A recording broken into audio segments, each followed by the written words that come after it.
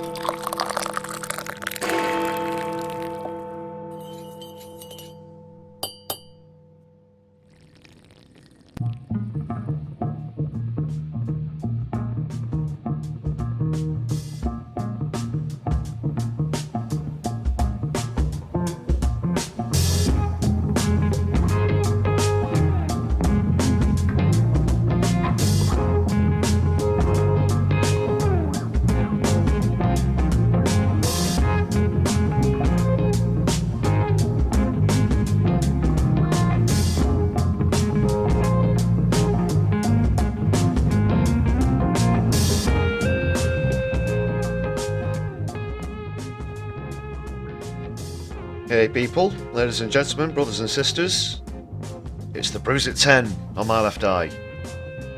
I'm your host Lefty. A very warm welcome to you this evening, and a very warm cup of Solidari-Tea.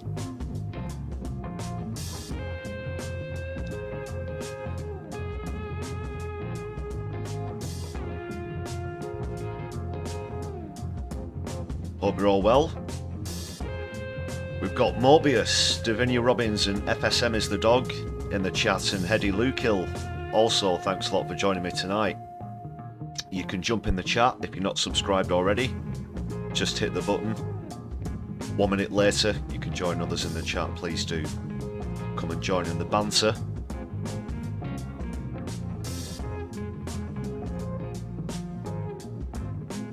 This channel is all about politics and society from a left-wing perspective, a socialist perspective. And speaking of perspective, do encourage as many ocular, eye-based puns as possible, as well as tea-based puns, of course. So, for example, if a word ends in a TY, you want to post it in the chat, replace it with a hyphen and the word tea is in the drink, a hot tasty beverage.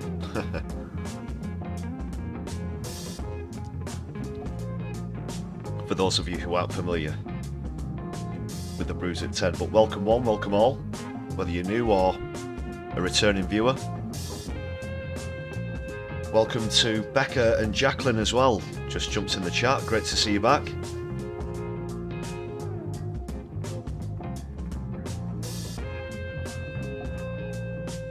Getting rolling in just a few moments. Coming up on the stream, Wes Streetings drops another clanger. Oh dear, oh dear.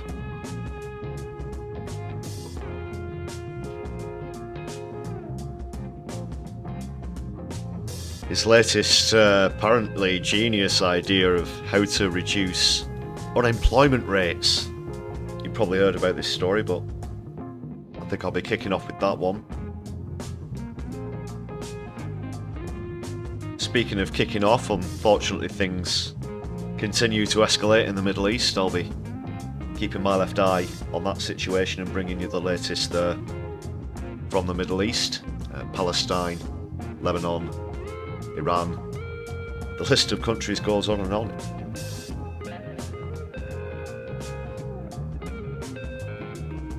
There has been a debate about that in the House of Commons as well since I was last with you, so I'll be taking a look at some of the highlights from that, if you want to call them highlights. Well, genuinely though, some MPs stood up and made really good cases.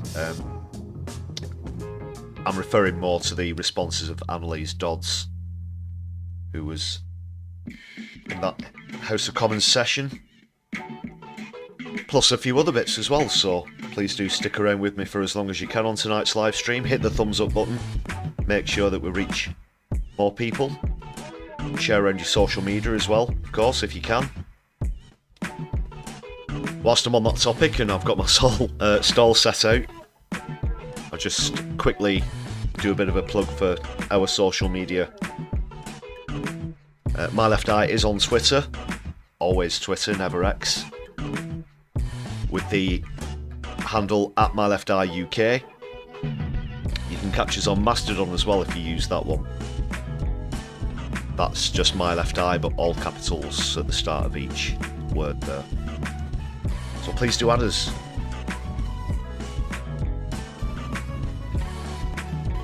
And keeping this shill train rolling, so to speak. Speaking of ways to support the channel, you can join this list of incredible people, some of whom are in the chat. I can see. Thank you very much for your continued support, as well as people who've gifted memberships recently. That's a great way to show Solidari-Tea here on My Left Eye.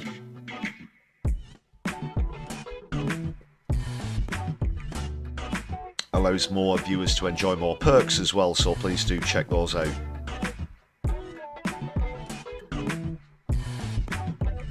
There'll be content with early viewings, exclusive content.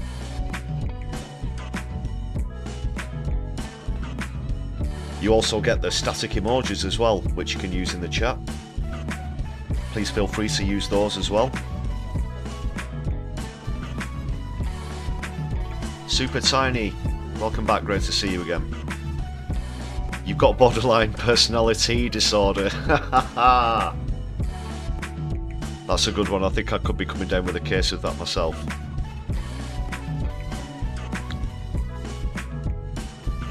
But I'm hoping for more prosperity in the future.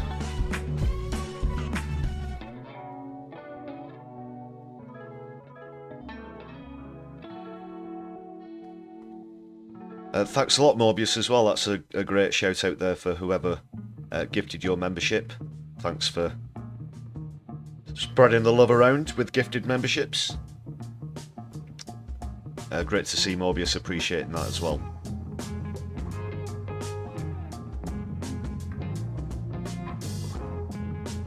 Yeah, when you do gift memberships, it randomly selects however many number of people who you're gifting.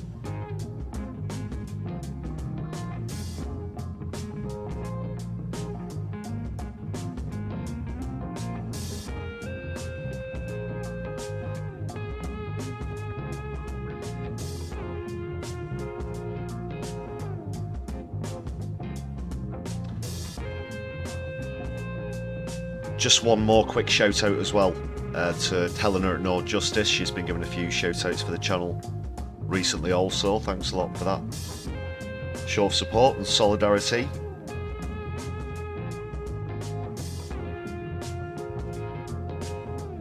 Could possibly be streaming into No Justice at the end of this stream, so stick around.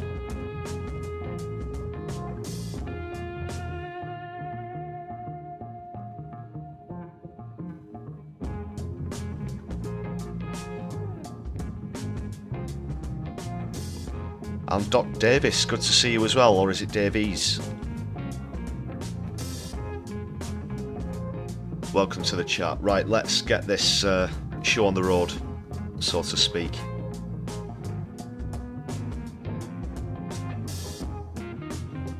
Try and keep one eye on the chat as we get through the stream.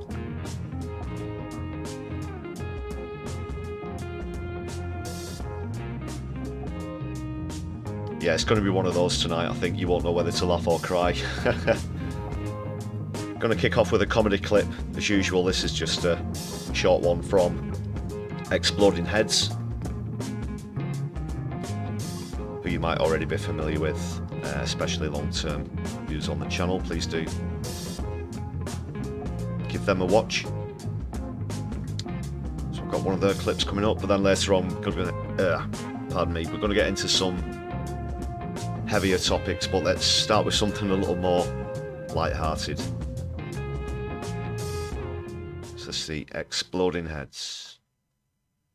You're a high-profile political journalist, and you say you've made a significant discovery. Yes, I have. Yeah, I've looked up the definition of journalist in the dictionary, and let me tell you, I am astounded by what I'm reading. It turns out that a journalist holds public figures to account, and a journalist is supposedly in relentless pursuit of something called the truth, rather than just breathlessly regurgitating something they've told me on a private WhatsApp group. That's fascinating. It's quite a change in approach from what you were doing under the Conservatives. Yes.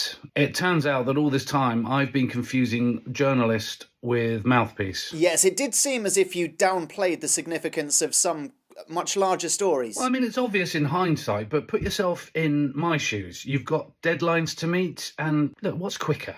Looking out the window, seeing that it's raining, writing up that it's raining, or just copying and pasting a text message that tells you it's 30 degrees? But you're putting all that behind you. Oh, yes, yeah, turning over a new leaf. From now on, I'm going to be relentlessly pursuing the truth, holding politicians to account for every minor detail. They won't be getting off the hook anymore. No way. Better late than never, I suppose.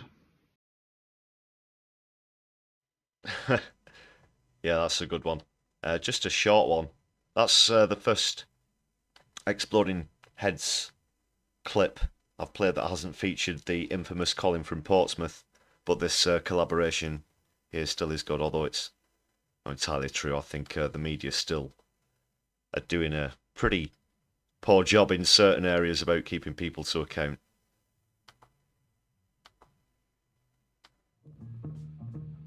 But even in a lot of cases, the penny's dropping.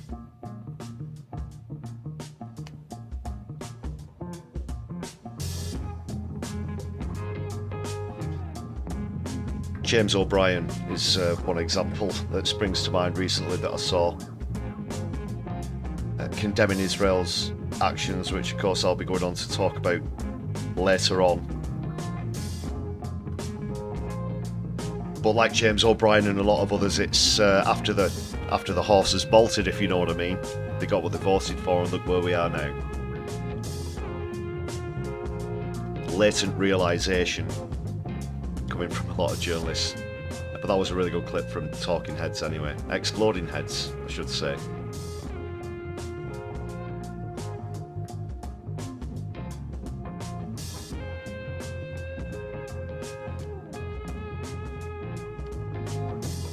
And we're kind of keeping a comedy theme because I don't know what to make about this one, this next story.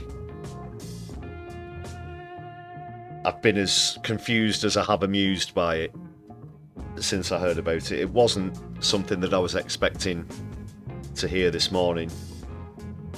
Had to do a sort of double take, you know, one of those where a certain news story comes on and you're not exactly sure if your ears are deceiving you.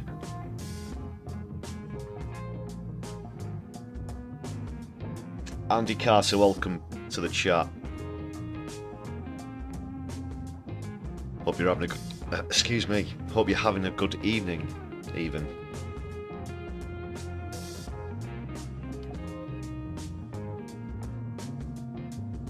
So where was I? Yes, this story about Wes Streeting's drummed up an audacious scheme.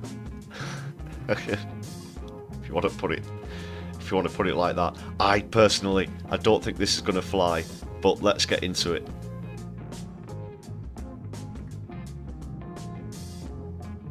So Wes, shut up, Wesley. Streeting thinks that he can reduce the rate of unemployment by issuing fat-reducing injections, slimming injections, weight loss injections to unemployed people.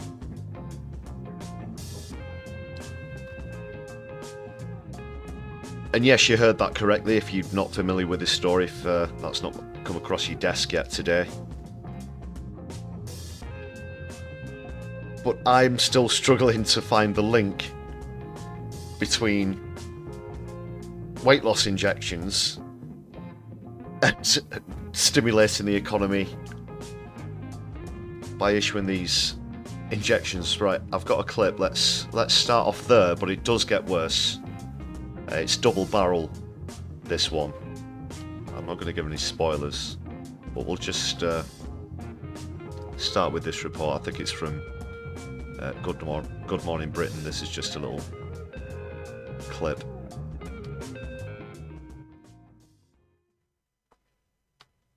Oh my goodness. Wesley.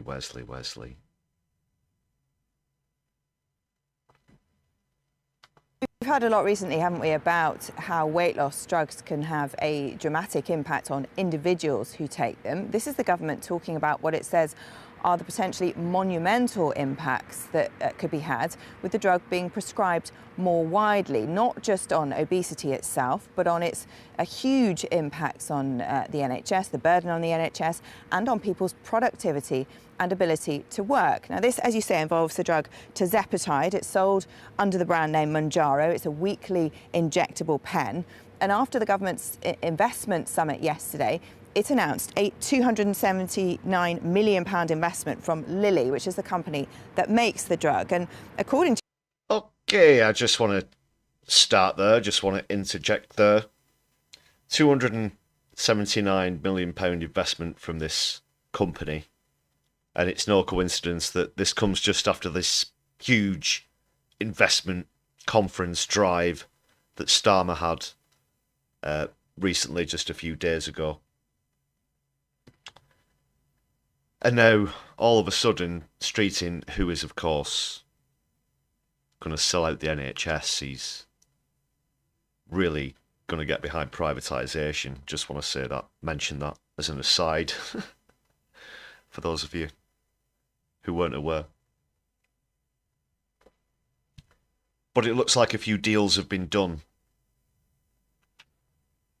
at this gathering, this conference, where Starmer's essentially, obviously, in his true neoliberal fashion, he will have offered these companies tax breaks and so on and so forth to try and get them to invest in the UK. It's not going to stimulate the economy if you welcome a lot of tax dodgers into the country who underpay the staff as well, which is very important to note as well. But I don't think it's also a coincidence that now we're also seeing a lot of MPs, Labour MPs, going on TV and saying how in favour they are of deregulation, and I'm going to get onto that shortly with another clip. But you look at these three things: the investment conference, this bizarre, confusing news story today, as well as those statements about deregulation. They're all tied together. They're all tied together with Streeting's plans for privatising the NHS, basically, is what I'm getting at. And it wouldn't surprise me if perhaps Wes Streeting personally stood something to gain from this deal as well. Look at what's been revealed about gifts and donations and all of that jazz recently. But believe you me, there will be a lot of private healthcare lobbies involved in a lot of these decisions that Wes Streeting and other government departments take. But speaking of which, reducing unemployment outside of the staffing of the NHS, of course, is within the DWP's remit, not within the NHS's remit. So why is Wes Streeting champion championing this policy. Obviously, he says he's trying to tackle obesity at the same time as trying to lower unemployment figures. But where do the two meet on the Venn diagram? I'd imagine, and I have to admit I don't know the figure or statistic off the top of my head, but the number, proportion, percentage of people who are unemployed because of morbid obesity or too obese to work, I would imagine is pretty low. I would imagine is pretty low. So in terms of what that's going to do for the economy, who knows? Who knows? You'll have to go through a lot of other facts and figures to work that one out. But what's that got to do with Wes Streeting?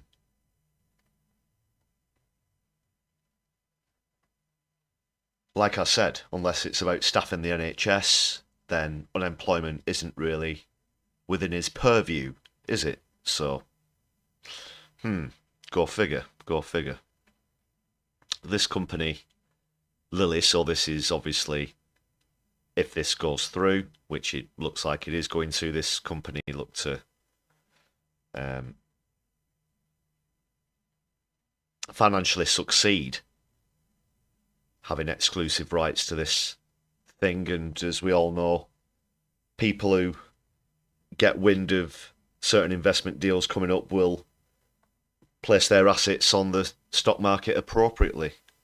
And don't be surprised if we hear about a bit of that coming out further down the road. You heard it here first on My Left Eye. I'm not just throwing spaghetti at the wall, but I mean, come on. Look at the pattern here. Would it really surprise you if that sort of thing was happening? We've seen it happen so many times before, and yes, a lot of that was under 14 years of Conservative government, but there really isn't much difference, if any. In fact, there isn't any difference between Labour and the Tories. I'd be kidding myself, you know, just trying to think of a few minor things that they might have different or better opinions on than the Tories. The evidence is overwhelming at this point. Jabs for jobs. There's the sort of sub-headline there as well. Jabs for jobs. Oh, man.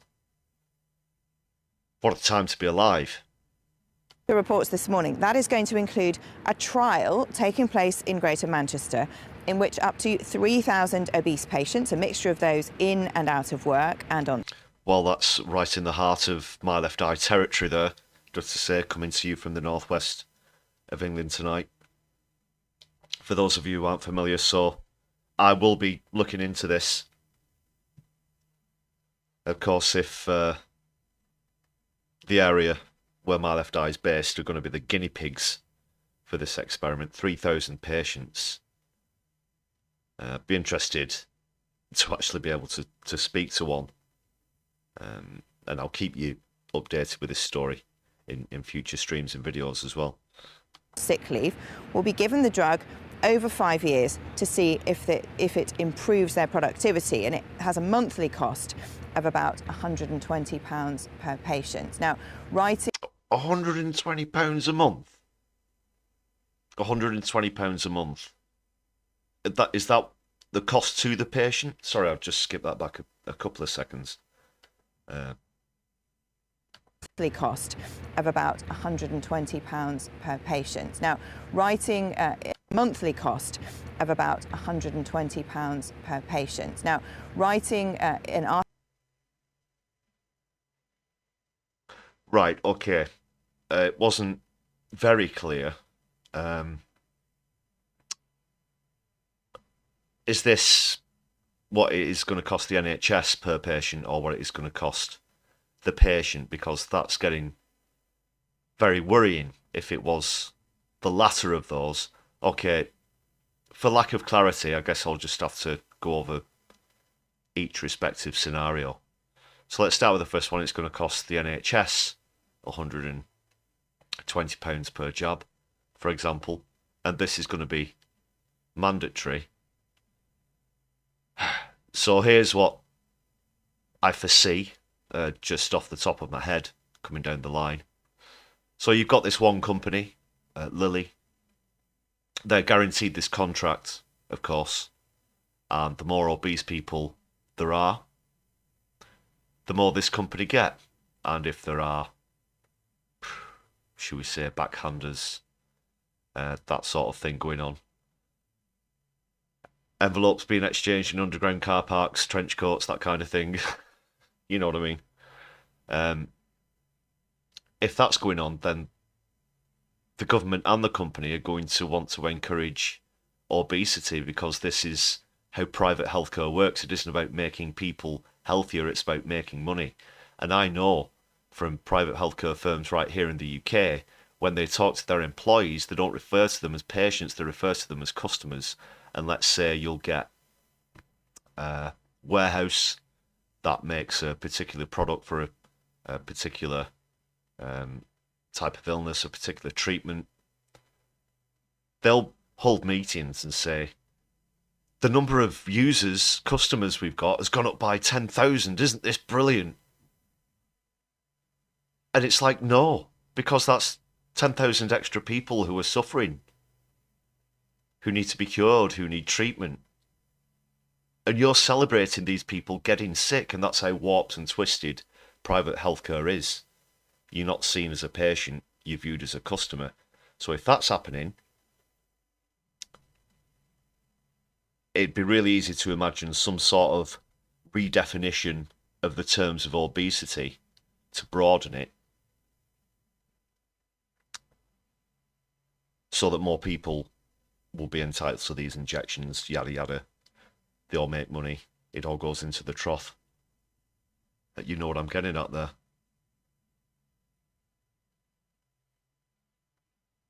I'm just going to have a quick look at the comments. I want to see what you've got to say about this before I go into the other scenario, which would be if this £120 per jab is to the is a cost to the NHS or to the patient.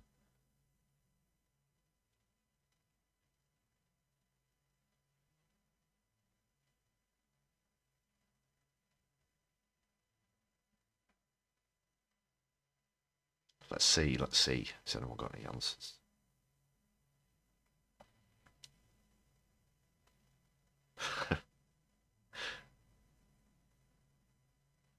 Sorry, forgive me. Oh, as well. See, I've done it myself. I'll just remind everyone, if you want to see all of the messages in the live chat, a lot of people have pointed out they're not seeing everybody's post, so just check that you've got it set at the top to live chat instead of top chat. That way you won't miss out on any.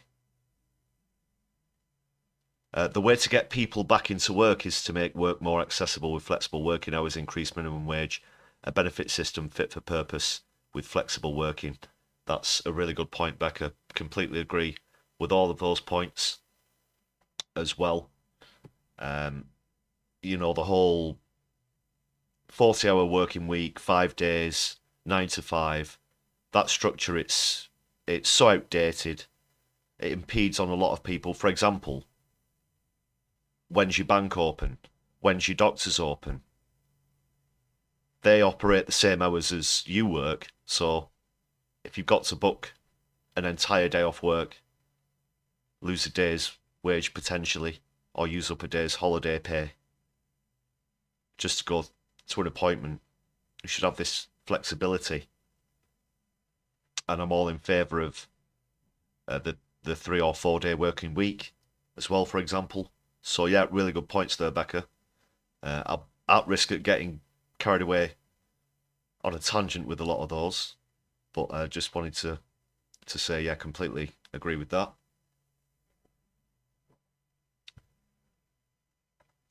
Where was it up to? Okay, yeah, the second scenario, this £120, if it's paid by the patient, then that's in a sense even worse than the first scenario, because they're going to say things like, you've got a choice between buying this or we're going to cut your benefits.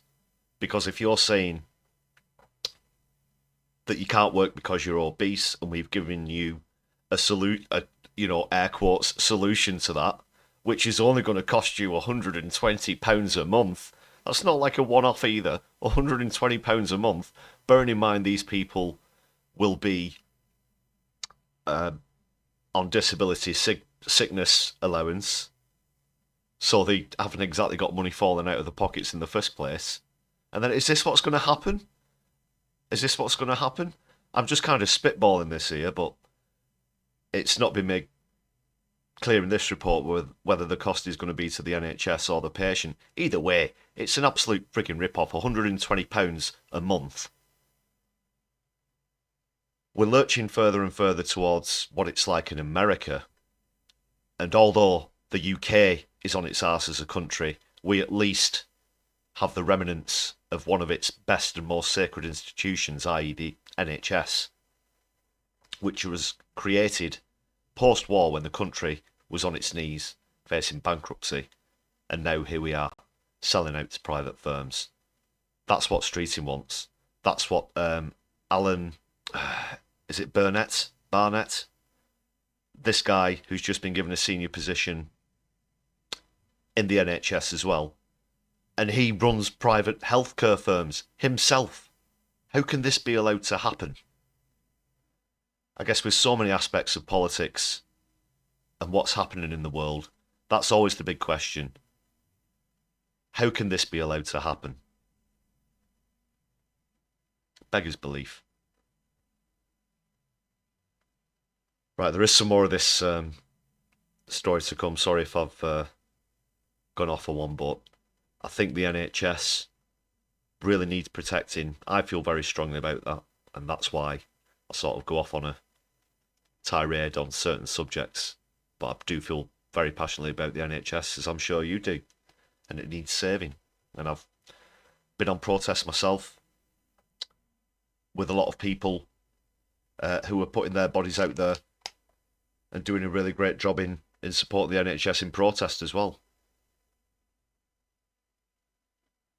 Call this morning, the Health Secretary, Wes Streeting, says our widening waistbands are placing a significant burden on our health service, costing the NHS £11 billion a year, even more than God, smoking. look at him there. And it's Hi, it's Wes.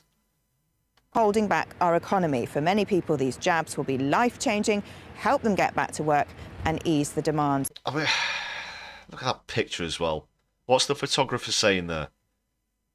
Come on, Wes, can you at least just give us the bare minimum of happiness as a human emotion that doesn't make you look like an absolute psycho? Well, I'm doing my best. Sorry, just with a T together.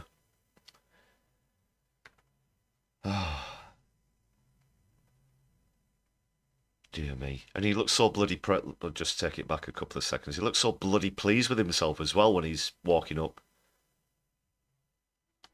towards the door number 10 there. Like his... one of his photo-op moments that has been waiting for him. Look at that there. Look at the glare. Yep. You suckers are all going to buy this hook, line and sinker. I've saved the economy with this policy. It's insane. It's insane.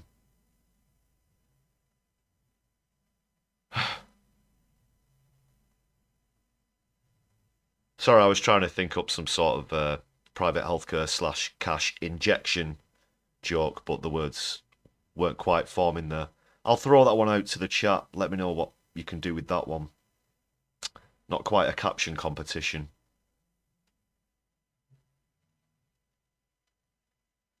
But yeah, look at him there. Look at him. Burden on our health service, costing the NHS £11 billion a year. He's not even got a watch. I bet he's not even got a watch on. I bet he's not even got a watch on. And he just, you know, can't stop to talk. Can't stop to answer your questions about how batshit crazy my policy is. I've got to run. I'm late for number 10.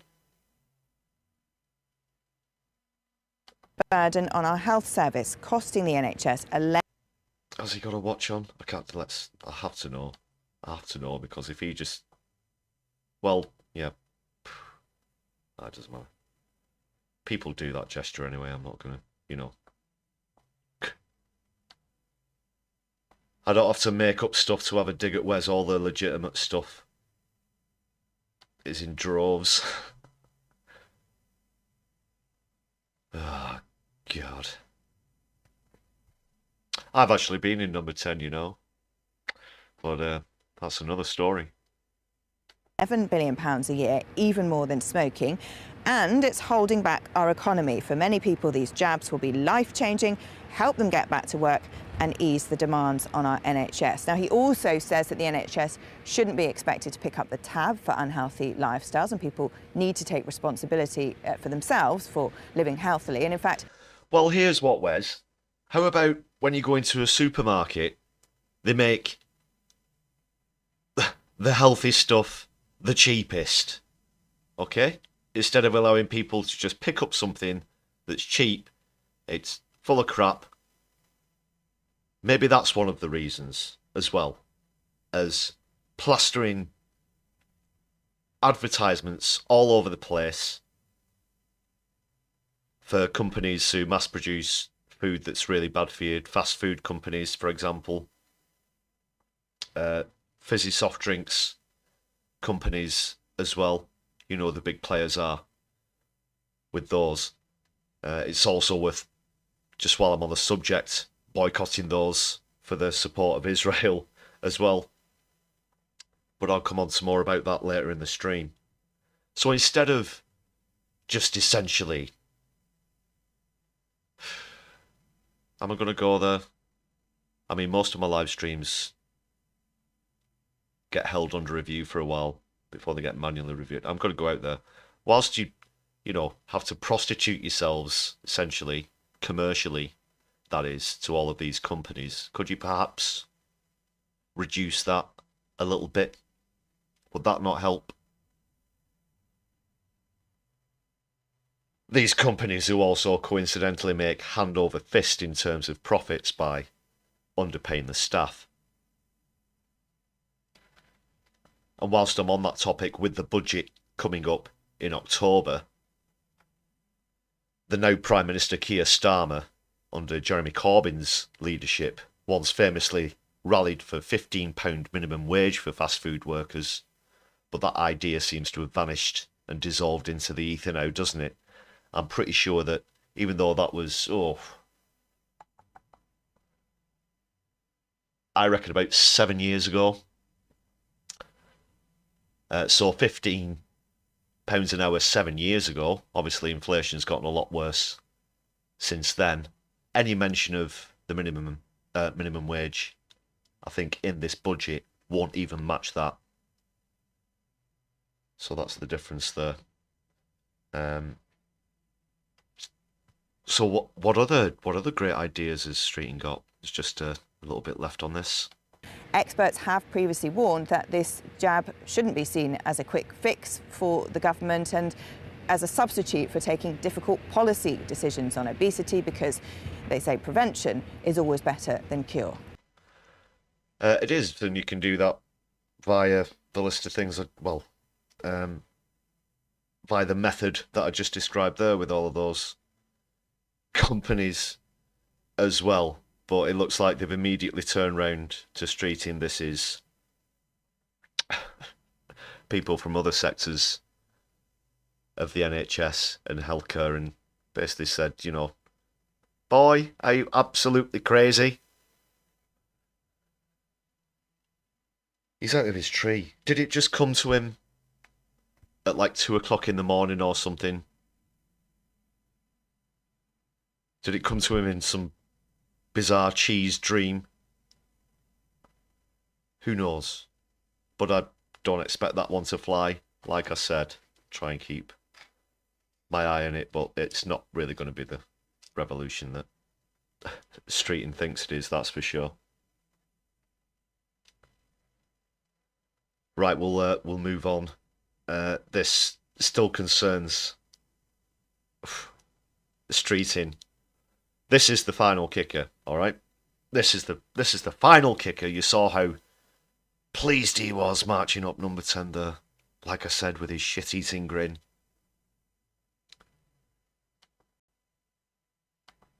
This is a post from June 2024, still of this year.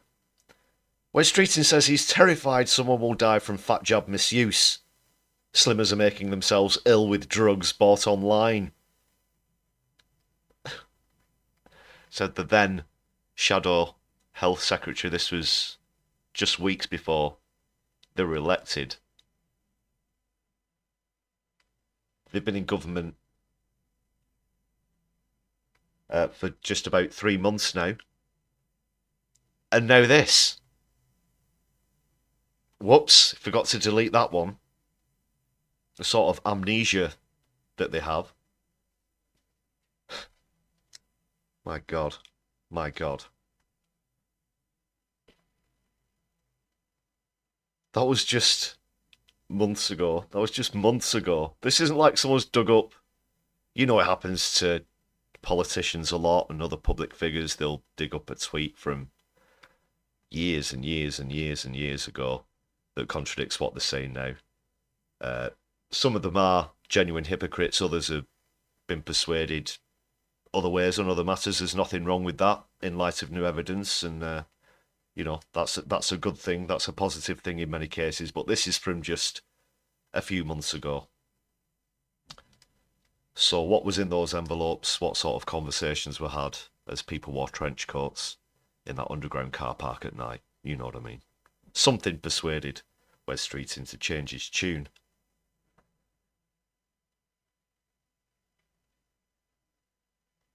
And there's more. Oh, yes, there's more. Remember I mentioned deregulation earlier? How this policy, that investment conference and deregulation are all tied together. Well, here's a bit about the deregulation part. And when you hear deregulation, you should really be worried. You should really be worried, because this is where things really start to go down the pan. The right wing, the neoliberals, will have you think that the free market will take care of us all.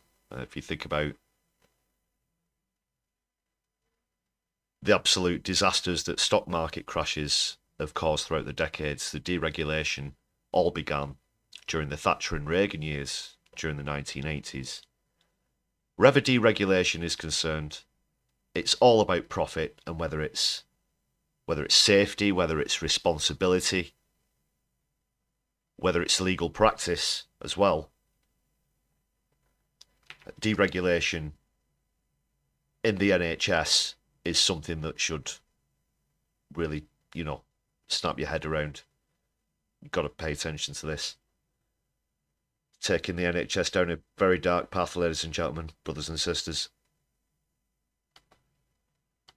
One of the people flying in was the boss of Google. He suggested you need a minister of anti-regulation. Do you agree with him? Well, I think this argument about pro-anti-regulation, which has sometimes fallen into a left-right argument, has often not been the right debate in politics. So he's wrong then, the boss of Google? No, actually, I agreed with.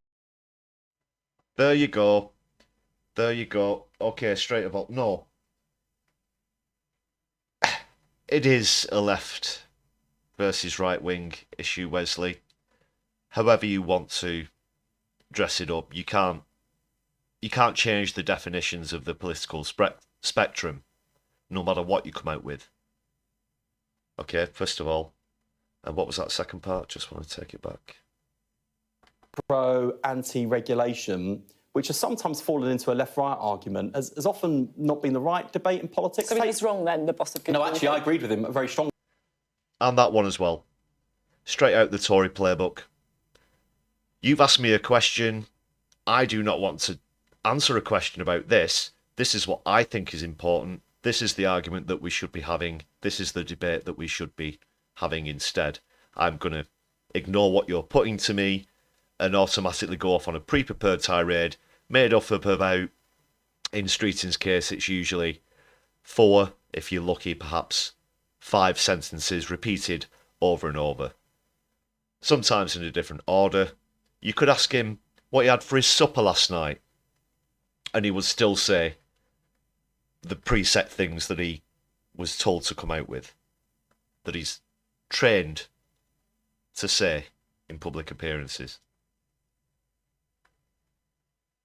Actually, I mean, take the NHS. We have huge amounts. We do want to take the NHS. We want to take it back for ourselves into public ownership, Wes. And that's something that you're severely impeding and hindering on purpose for the benefit of private financiers. You whopping great turd. Amounts of regulation, and of course it concerns the provision of health and care. That's patient safety, it's life and death. Really important that we have regulation in place. Life and death, is it? Is it life and death, Wesley? Is it a life and death situation? That's why you're terrified that people are going to die from these jabs? Or do you think you should be handing them out like toffee to the unemployed? Oh, of course. Of course. How could I be so naive? Oh, perhaps maybe I should take it all back. Maybe he really is a genius, although somewhat of an evil one. That's how he's going to reduce the numbers of unemployed. He's going to hand out a deadly jab to all of the people who are looking for work, and then that's going to reduce the number of claims. He's going to try and do it the Tory way. Just kill them off. Oh, of course. It's so obvious now when you think about it. Oh, well, he's made me look like a right idiot. That's for sure. Bloody hell. Whiz streeting. Super Tiny, thanks for that one. Yeah, you're right there, Mobius. Almost as bad as Minister for Common Sense. And that's it now. You get these, and it happened a lot with the Tories. You're going to see it a lot with Labour, with especially with these god-awful task forces that he's going to be, you know, the sticking plaster task force. And for the Tories, it was creating ministerial positions. Minister for levelling up. Minister for a phrase that we invented ourselves, which we've used because if people keep saying poverty, then it really sounds as bad as it is. So we'll try and dress it up with something else. And then they'll just sit around and do absolutely sod all. Minister for Common Sense. I think, was it Farage from Reform or someone recently proposed setting up a certain ministerial position, and they just get more and more ridiculous. Minister for Jabs. Is that going to be next? The task force for jabs. Perhaps it'll be the A-team who feature Mr. T, and he ain't got time for no jibber jabber. My observation, and in fact some work that's currently being done at the moment to review our health regulator, finds that there is actually so much regulation that the people regulated aren't clear about what it is they're supposed to be doing, and we've got multiple regulators who are often colliding with each other and working across each other. So more regulation. Wes, it is their job to stop people from dying in hospitals. It is their job to provide better regulation on things like patient care, okay? It is their job to keep wackos and psychos out of the NHS. People like you, okay? To make sure that there are proper background checks on people who give care to patients.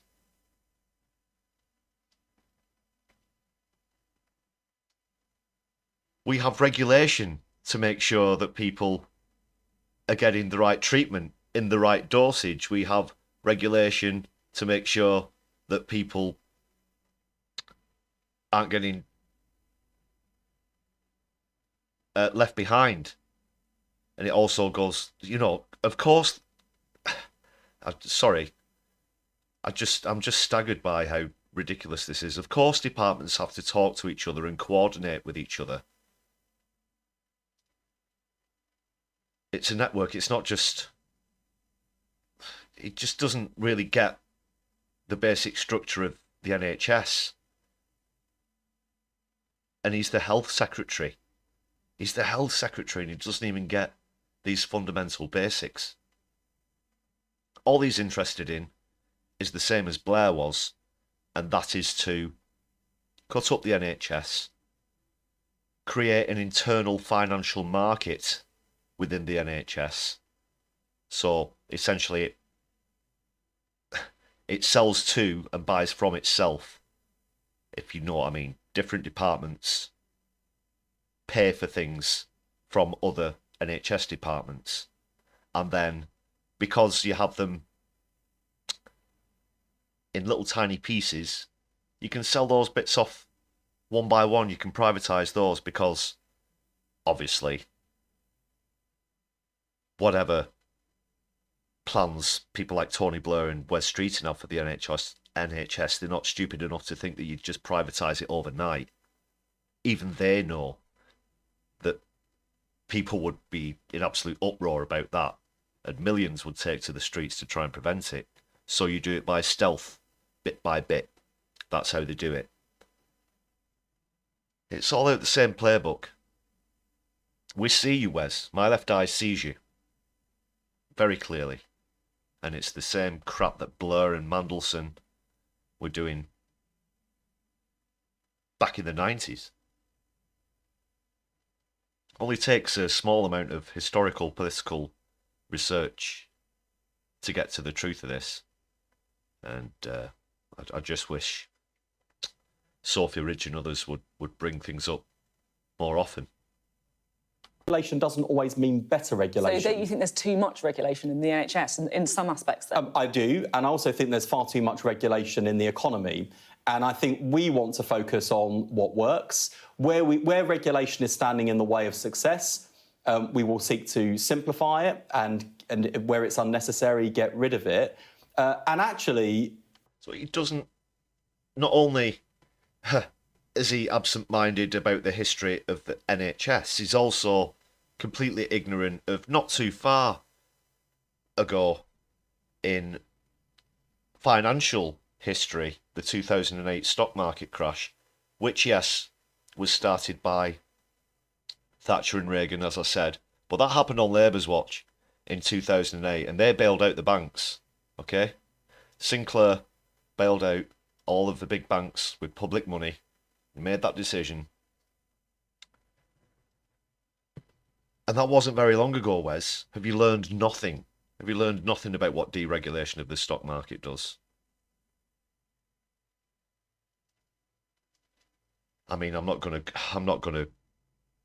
go into a long tirade about the stock market and finance, but I know exactly why that happened, and you're going to do exactly the same things again. Exactly the same things again, because the main issue around that crash was the lack of scrutiny, the lack of regulation. That's how I'll put it. Often that means more effective regulation than just the volumes and volumes, because often what politicians do in particular is say, well, there's a problem, I'll introduce a new regulation, that will solve it. And you do that again and again and again, and before you know it, you're completely drowning in regulation to the extent that the regulators and the regulated aren't clear about what their priorities are. So sometimes simplicity is more effective, and that's been traditionally a right-left debate in British politics, but it really shouldn't be. It should be a right-wrong conversation.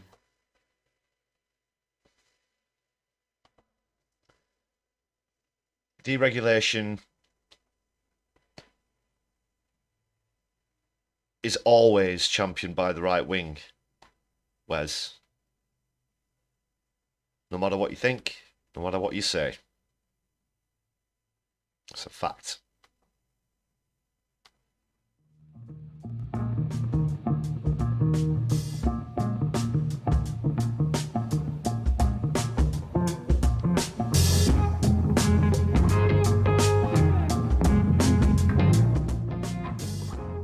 All right, let us know what you think about that in the comments if you're watching back on a replay. Thanks a lot for contributions in the chat so far. I'm just going to have a quick skim over. Politics Clive, great to see you back again.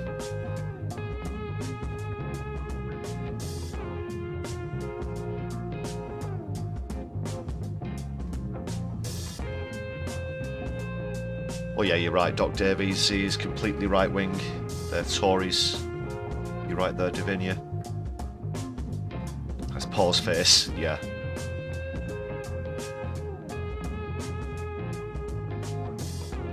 He never seems to find a flattering moment to pause his face. Wes Streeting. Poor Wes. Minister for Backhanders, Andy Carter, good shout. Good shout.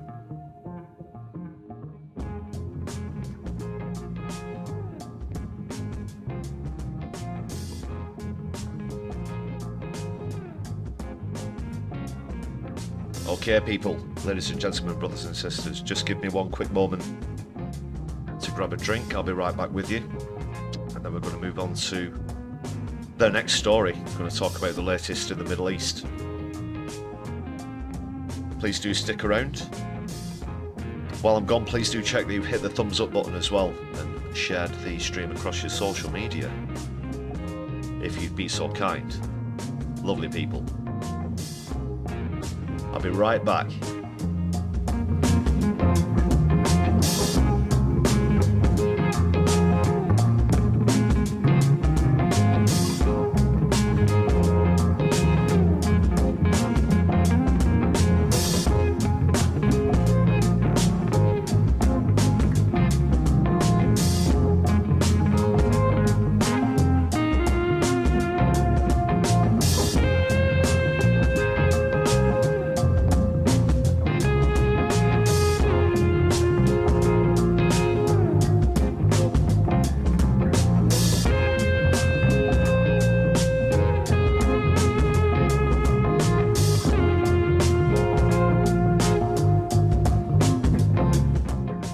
Thanks for your patience there, and also thanks a lot for throwing up those Palestine flags in the chat. Wonderful to see. Got the Tony Blair war selfie as well in there. Thanks for that one, Andy Carter. Super Tiny and Politics Clive for throwing those up. Morbius as well.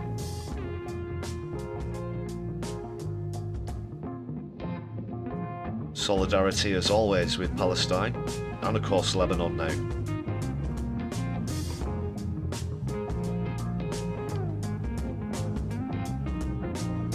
So I'm just going to get the latest reports up.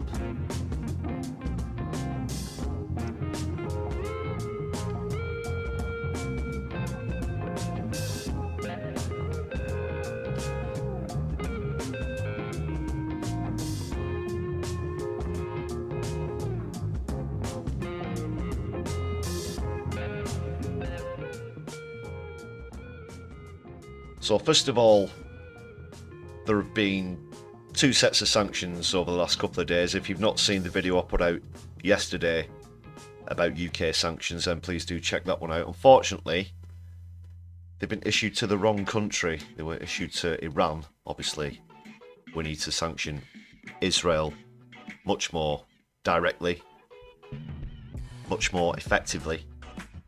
Today, it's just crumbs on the table, really. It's not the kind of sanctions that are required. The UK has sanctioned some of the occupying so-called settlers in the West Bank, who are of course there illegally. So that's the latest for those sanctions. Obviously, I don't think it's anywhere near enough. We need to sanction Benjamin Netanyahu, we need to sanction Yoav Gallant.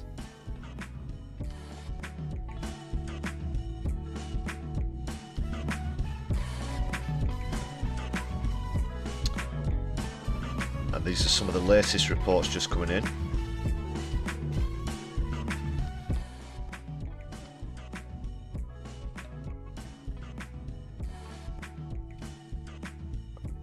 I did mention in that video as well that for the last fortnight, 2 weeks, North Gaza has been cut off. There hasn't been any food been allowed to get through. It's essentially a massive prison camp. And the very worst humanitarian crisis you could imagine.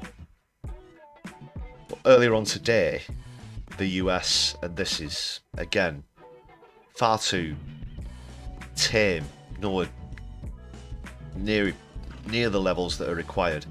They're giving Israel another whole month to boost Gaza aid or risk cut to military support. Not saying that they will risk a cut to military support. 30 days. They've already been without food for a fortnight, so you want them to go for a month and a half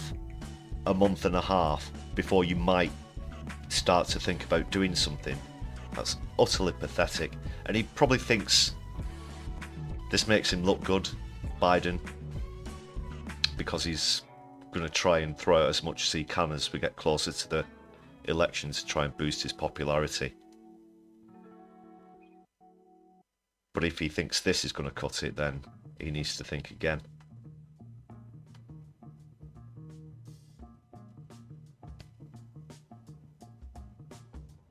And then at the same time, components for an anti-missile system have begun to arrive in Israel.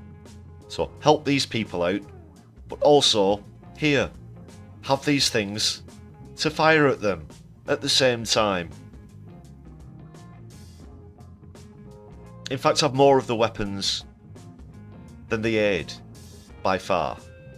And whether that goes towards what Israel are doing to Palestine, Lebanon, Syria, Yemen, Iran, Iraq, it's all the same thing.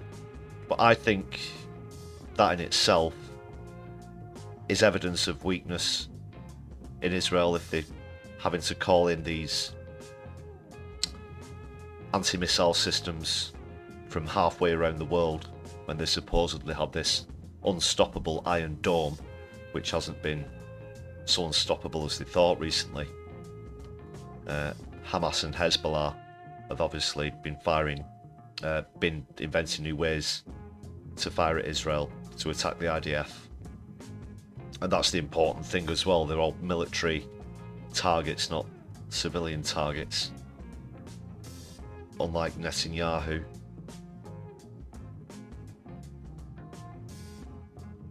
An Israeli police officer has been killed. A gunman opened fire. 4 other people were injured in Lebanon. The country's health ministry, local media report an Israeli airstrike in Riyak, in the Bekaa Valley region in eastern Lebanon.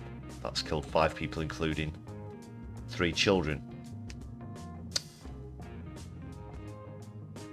I definitely have to mention as well, unfortunately, and I found this very difficult to look at yesterday, pictures and videos of this were coming across my social media quite a lot. Literally at one point every other post was one of those. You'll have heard about this fire at the camp, these tents outside a hospital which had already been besieged itself, and they had to house people in tents outside, was deliberately set alight by the IDF, and people burnt to death. And seen some absolutely harrowing footage of that, which I can't play here on this live stream, but it's not something that I'm going to forget in a hurry as well.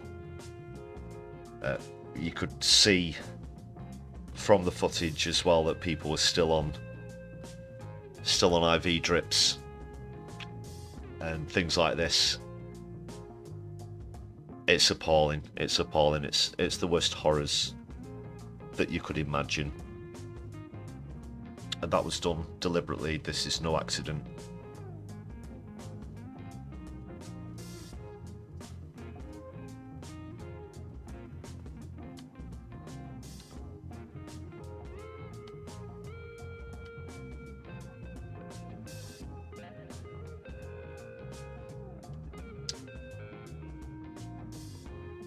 Well, there's one picture. Obviously, that's not very graphic. Don't want to risk bringing anything out of terms of service here, but you could see the sort of scenes that we're talking about. One mother called it one of the worst scenes we witnessed, while an injured girl said she heard screaming as people tore down their tent to get them out. I mean, it's just absolutely abhorrent. Whilst this picture's up as well, speaking of the media's performance or underperformance, there was a Sky News article out yesterday which was reporting on the sanctions against Iran that I just mentioned, and that feature in that video that I brought out yesterday, with a picture very similar to this as the headline, which implies that this is something that the Iranians have done to Israel, when it's actually a picture from this horrendous attack last night in Palestine.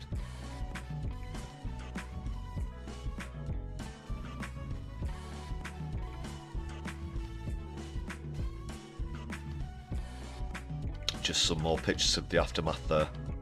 We're getting the same old crap from Israel in response to these attacks as well, of course.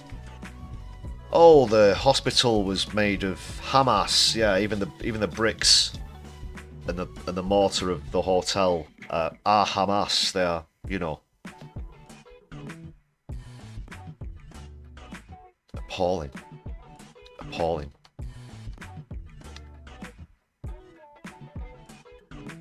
And I keep up with the latest in the Middle East and Palestine every day, and have been doing for a while now. I've seen a lot of things that have literally sickened me to the stomach, and I've mentioned before on live streams, you know, I have to look away for a few moments, or I even have to leave the room. I feel nauseous at what I've just seen. It's that horrendous, and that footage is one of those. It's one of those moments. Israel says it's arrested 3 members of Hezbollah's Arit Radwan forces.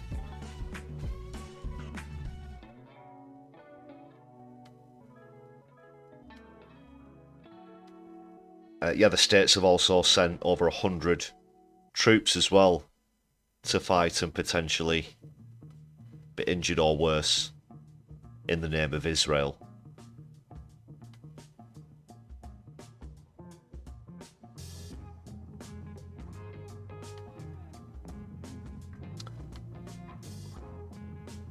Whilst we're on this topic as well, I just quickly want to...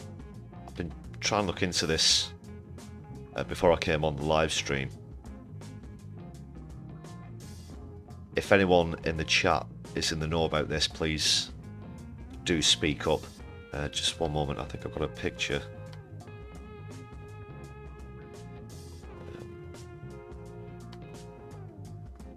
So there was an attack on a military base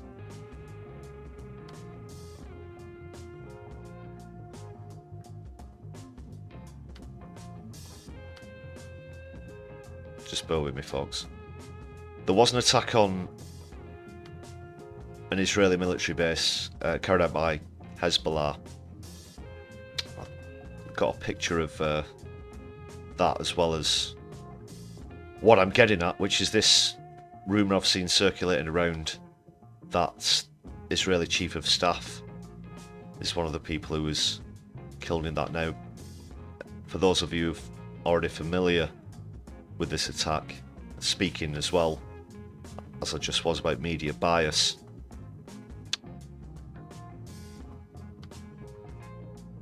or misreporting, as it were, with that picture.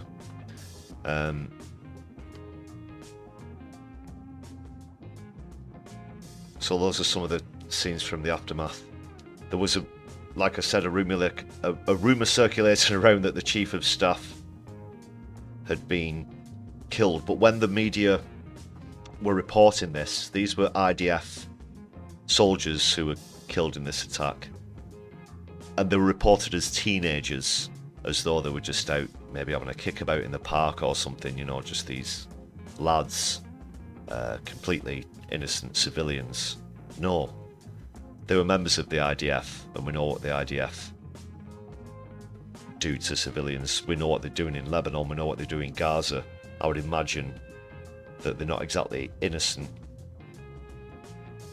teenagers. So, again, more biased reporting.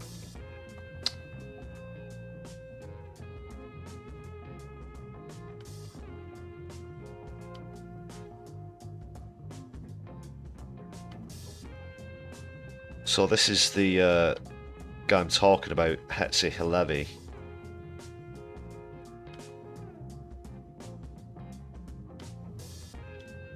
Just get a picture of him up, bear with.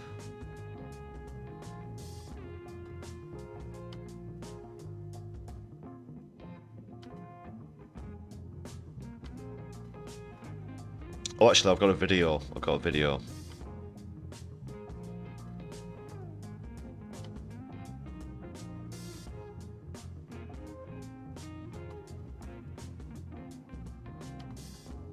So I just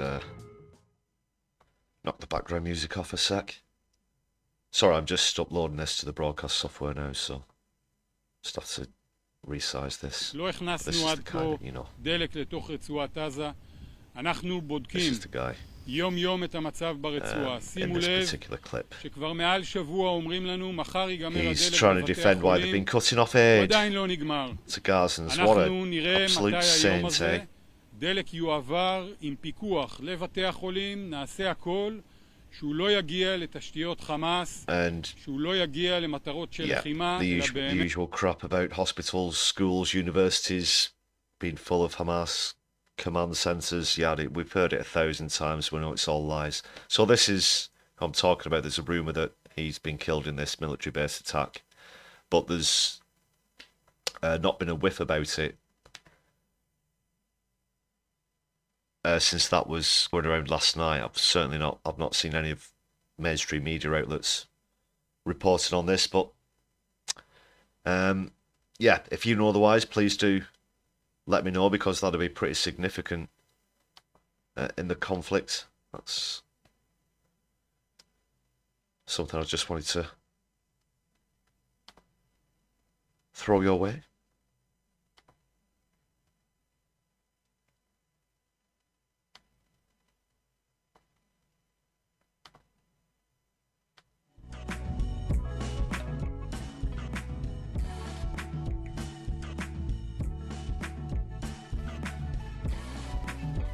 I'll just get this line back up, and then a couple of other points.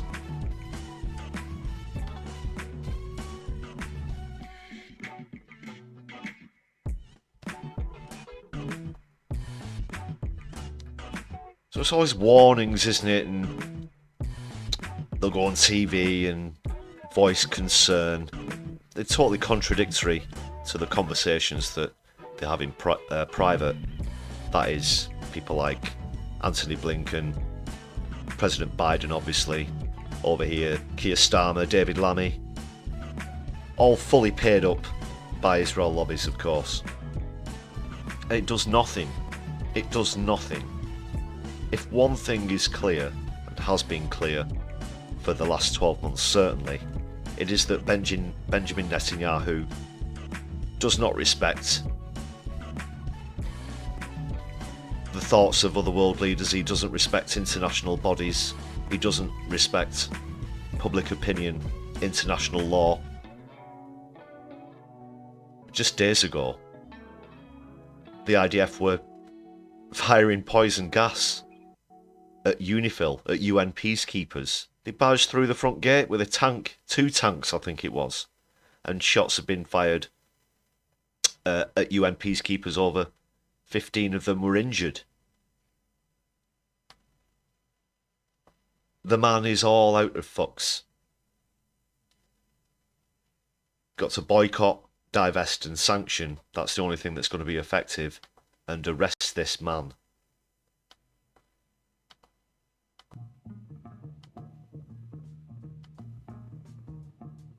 He needs to be in The Hague. Not shaking hands with the President of the United States of America in America. Almost gloating as well, as if to say, look, I'm untouchable here, I'm unreachable here. Yeah, you dare come to the United States of America and try and arrest me. I think that will still happen if the ICC get the arrest warrant granted. And they sure are taking an awfully long time about it. These decisions normally come a lot quicker within a matter of weeks. This one's taken months. I can't even remember exactly how long ago it was. I was reporting about that at the time, and I've made many mentions about it since, but they need to sort that out. They need to sort that out.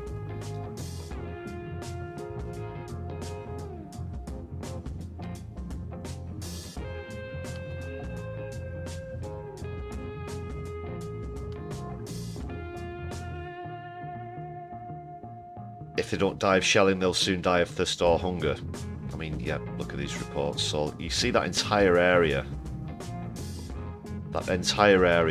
where the Jabalia camp is, cut off, completely encircled by the IDF.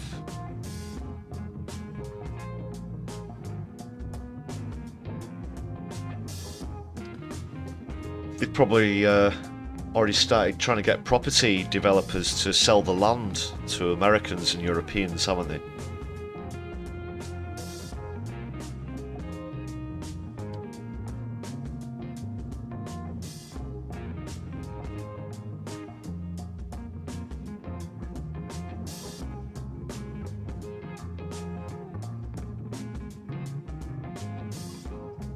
Hezbollah targeted bulldozers and a tank near a South Lebanon border village as well. The IDF on the ground there are absolutely getting their arses handed to them at the moment.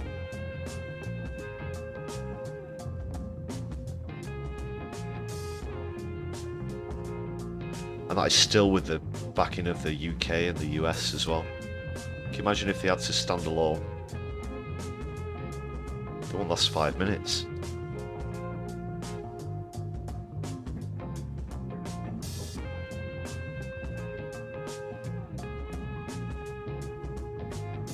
So yeah, that final total of 41 killed in the strikes in Lebanon. 41.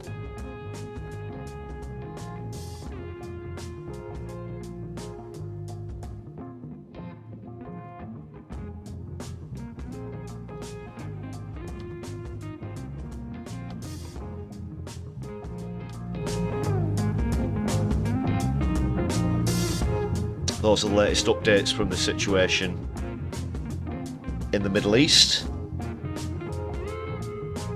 When will it end? How will it end?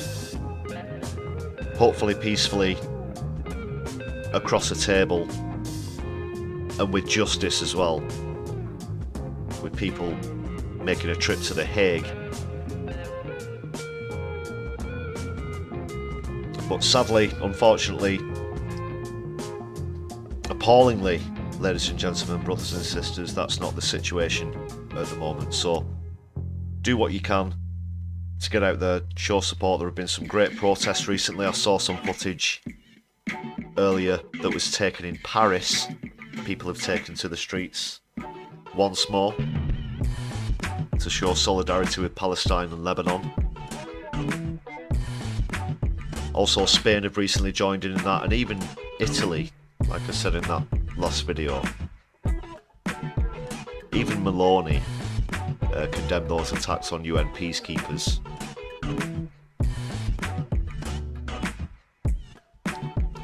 Why can't we in the UK do the same?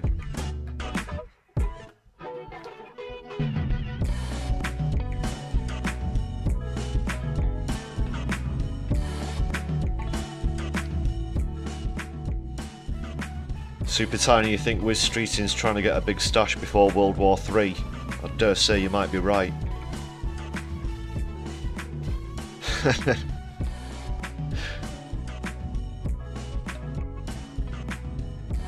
And you're right there, Andy Carter. You could easily make a case for the UK, US and other politicians to be brought to The Hague look, what have we done? Reduced sales by 8-9%, and then tried to say, oh, but look at all these other countries who provide more weapons than we do. We need to cut it out wholesale. I think historically, we've definitely, as a nation, been culpable. Yeah, 100%. 100%. And it's not just the F-35 fighter jet parts, it's these spy planes that are doing hundreds of runs at the behest of Israel. They're going to be feeding information to Israel so that they can decide where to attack, and when Israel attack, they do so in such an indiscriminate manner that it's beyond the realms of imagination that the UK hadn't perhaps aided and abetting the deaths of civilians. It's true. How could it be any other way? Obviously the US are the main arms supplier to Israel, about 70%. After that it's Germany, who, just while I'm on the subject, I've seen some absolutely awful scenes at protests, pro-Palestine, pro-ceasefire protests in Germany as well, with the way that the police have been treating people, especially younger people, as well. Absolute police brutality, as well as the silence. And officials have said that they can't see anything that Israel has done wrong. The thing is, it's not just that Israel, Germany I should say, oh, he's a mistake, with what I'm about to say. Germany is firmly right-wing as well, of course. There's the historical factor, of course, between Germany and Judaism, of course, during the last World War. And the thing is that they're trying to remove themselves from that historically so much, so desperately, that they think that you can't criticise Israel at all. And they're very firm on the they're unable to distinguish between the country and the religion, of course, with that. But then the absolute ignorance about what's happening, as well as how they're treating protesters, it's just ridiculous. It's just ridiculous. So they're the second biggest arms suppliers to Israel, and then after that it's the Italians, I believe, who provide about 5-6%, and the UK is like 1-2%, but that's 1-2% too much, if you ask me. Should be zero, absolutely zero. Don't even send them a toothbrush or a pair of socks. Not a thing. Not a thing.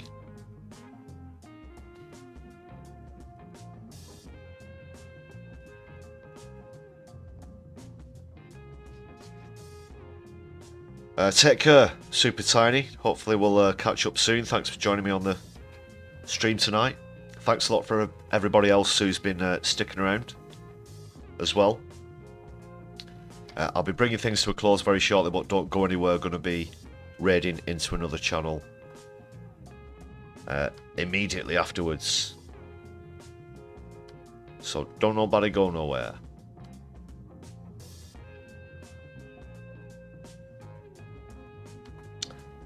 Finally, just on that,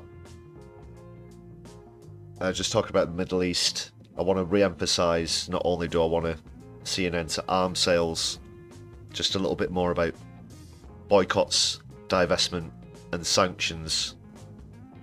Let's see, how would they put it? They've got to roll them out. They've got to roll out sanctions and divestments. Can we get a minister for BDS, do you think? The financial support has got to end, as well as the military support. And that's why they act with so much hubris. That's why they act like they're so exceptional and untouchable. It's because they're so protected by superpowers like the USA and by other nuclear states, military armed, with a, what am I trying to say? Heavily armed states such as ourselves, even though we're not quite super state as we sit here in this faded empire.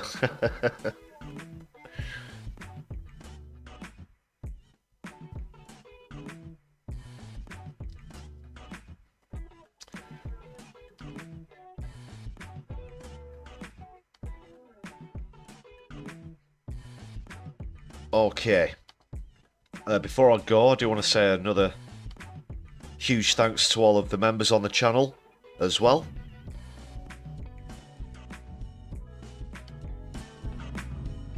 Just a reminder that you can join the list of people here for just 99p. Some great perks for you to enjoy there. Please do check them out. Coming up on the channel, I'll be back with you tomorrow for PMQs. So we'll have another Black Hole versus Deliver counter game chat. We'll see if Postman Twat is going to be victorious again with all of the delivers. Yeah, more videos to come as well during the week, hopefully. Just a reminder, I do the channel in my spare time. I'm trying to get as much content out as I can at the moment.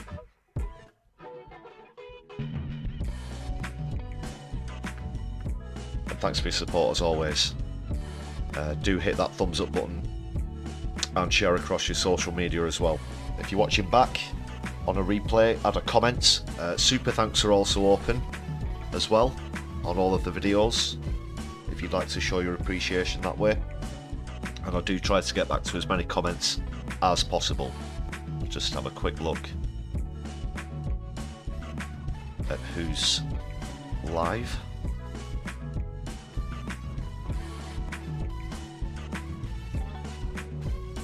One last final plug for myself as well. Please do check that vid that I put out yesterday if you've not seen it yet. It's only a few minutes long. And if you've watched it, worth a watch again. Always good to get the returning viewer stats up. Okay, No Justice isn't live, no Kevin Logan. We've got, there's 2 Navarra videos that are queued up. I guess I'll just I think that one's first. That's scheduled for tomorrow though, so I won't be going straight into the live stream.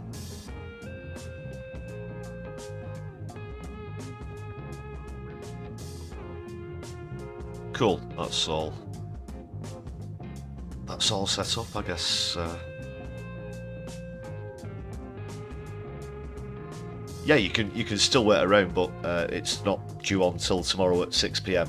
So yeah, your choice. But I'm sure that all of you are familiar with Navarra Media. Anyway, good stuff. Good stuff from them.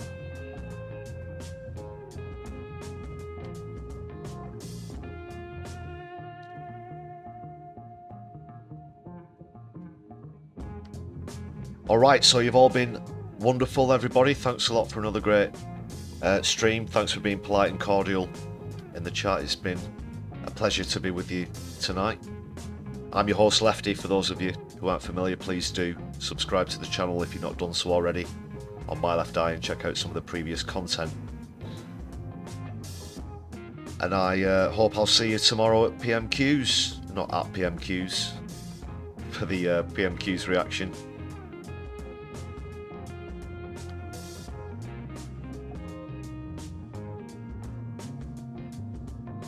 So look after yourselves, everybody. My Left Eye, be seeing you soon.